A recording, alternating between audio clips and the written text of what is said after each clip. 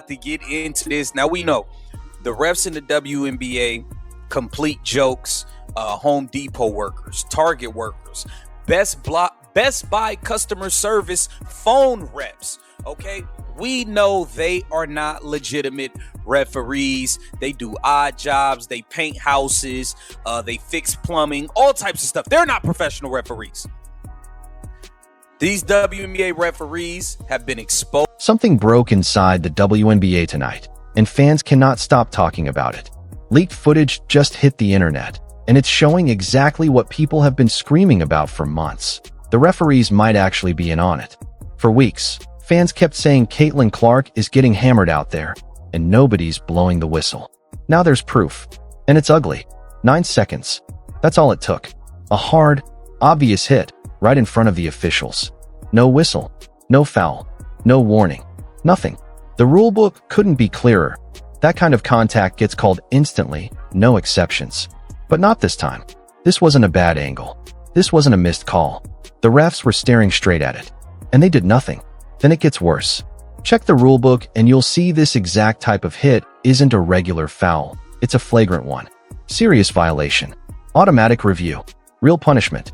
But for 18 straight seconds, the officials just stood there and let it happen like it was nothing. Fans aren't buying mistake anymore.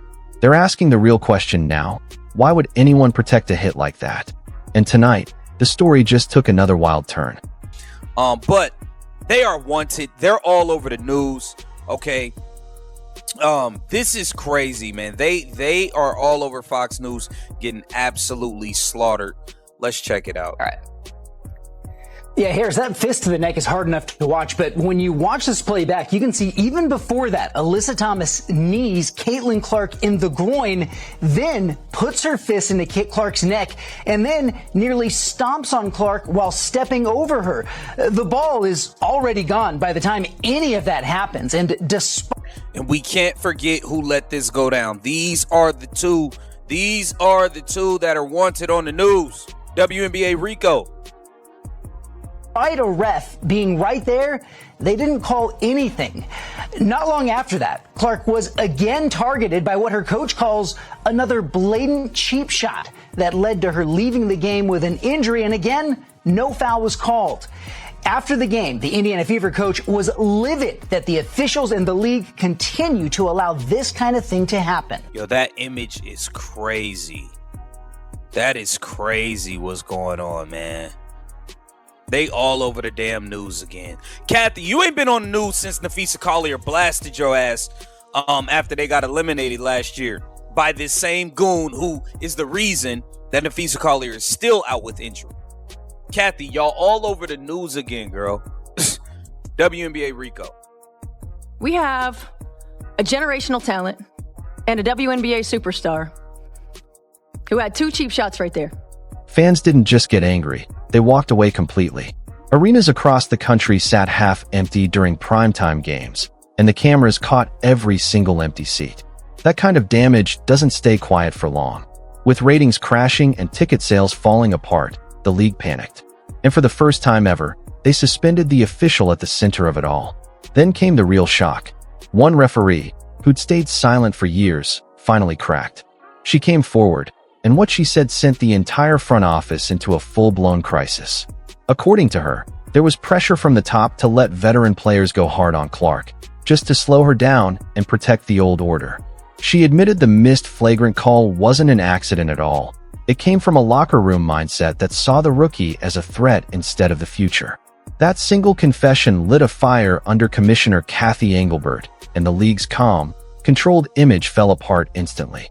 Suddenly, this wasn't just a basketball problem. It was a financial emergency, and the sponsors noticed. Big money partners started calling emergency meetings, quietly reviewing their contracts, because no global brand wants its name attached to a league that lets its own officials put a star player in danger. Meanwhile, behind closed doors, veteran Alyssa Thomas was reportedly clashing hard with team management, as fans kept demanding permanent bans for everyone involved. Now the league is stuck. Protect the people responsible, and the arenas stay empty. When you have these things continue to happen time and time again, eventually it gets frustrating. After those videos went viral late yesterday, the WNBA decided to take action, and the punishment for recklessly targeting and endangering the league's biggest star was a single-game suspension. Disgusting. A single-game suspension is absolutely disgusting, Kathy Engelbert. You ought to fire your damn self. For Alyssa Thomas, and a flagrant foul, too, that carries a $1,000 fine. The Phoenix Mercury appeared to mock the whole thing, posting and then quickly deleting this meme after the game, showing a Mercury player on the floor. These latest incidents are only fueling critics who argue the league doesn't value and is not protecting its biggest star, who's elevated women's basketball to places it's never been, with record TV deals and viewing numbers, sold out arenas whenever and wherever Caitlin Clark is playing. Harris? Yeah, I'm looking at some of the stats that were just handed to me right now. I mean, this is incredible, the impact she's had. I'll get into it. Garrett, thank you. Gianna Caldwell, Fox News political analyst, is with me now. First of all, I want to get your idea of her effect in the WNBA as a player. Caitlin's. Well, I mean, this is pretty clear what her effect has been. One expert puts it in 2024, Caitlin Clark was responsible for 25% of the WNBA's total revenue. 25%. That's massive. The numbers of viewers watching because of her. Go bankrupt, but crack down hard, suspend the players involved, and expose what's really happening in those locker rooms. That risks an all-out player revolt that could tear the league apart from the inside. And that's the real nightmare for WNBA leadership right now. The fans have taken over the story completely. They're not asking for an apology anymore. They want everything torn down and rebuilt from scratch. Through all of this, Caitlin Clark's side has said almost nothing. No interviews, no statements, nothing. And honestly, that silence is doing more damage than words ever could. The footage is speaking for itself. The empty arenas are speaking for themselves. The crashing ratings are speaking for themselves.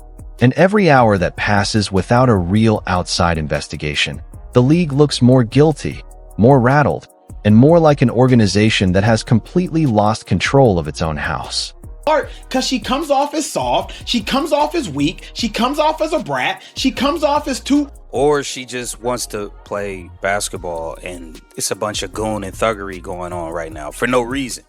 Are we basketball players or are we gangsters? That's what I'm asking, because it doesn't make sense, a lot of this stuff that is going on. That way, and the reason why she's tried that way is because those women know that they can get away with it, right? Correct. So, of course, if I'm talking to my son and he's getting picked on at school, right? And then, like, no. Because this is my thing. This is my thing. I joke. Caitlin Clark deciding to fight back and receiving the swiftest right hand to the jaw west of the Mississippi we have ever seen would be a terrible thing for the league. I'm sorry, if Caitlin, because I'm telling you, the reason they're trying them, hold up. The reason they're trying her is because, I wish she got mad enough to come at me. I wish she did. I'm glad. Hold on, I'm glad that's not a good idea for this. Not yet, TJ, but I'm glad we have my dog in the building for this because TJ was quick to step into a fight. Is someone who's not a fighter, take it from me. People try you until they realize you're actually about that action. And the moment they realize, oh, you're actually about that action, they stop trying you. This is a true story. My coach was coaching Zach Thomas, Hall of Fame Zach Thomas, linebacker for the Dolphins. The first day of practice, Zach. But what are we talking about? We're talking about women, though. She shouldn't be forced to go in there and have a brawl with somebody. Like, come on, man. This thing has gone so far left and has become so ridiculous. I think people are really losing their minds about it. She's facing being targeted, hate, jealousy, envy. It's that simple. Like, where's the commissioner stepping in? She shouldn't have to punch somebody in the face and tarnish her brand to protect herself. Like, come on. Thomas, 34-year-old veteran linebacker for the Dolphins, got in a fight with a rookie. His linebacker coach, Will Muschamp, said, hey, Zach, walking off the field together, arm in arm, Zach Thomas holding his helmet and a shoulder pads. TJ says, Zach, why the hell you fight this rookie? Zach Thomas said, Kieran, because the rookie held me. And if I fight him when he holds me the first time, he's going to realize every time he holds me, he might have to fight me. And he's not going to want to fight me every day. And I took that principle, Kieran, and I ran with it. I ran with it going into my senior year after I heard that story. Not because I'm a fighter. Because you got to remember, bruh, every time they're not going to want to fight you, Caitlin. And so the fact of the matter is, if you just fight one, just one. Nobody saw this coming, and now there's no way to put it back in the box.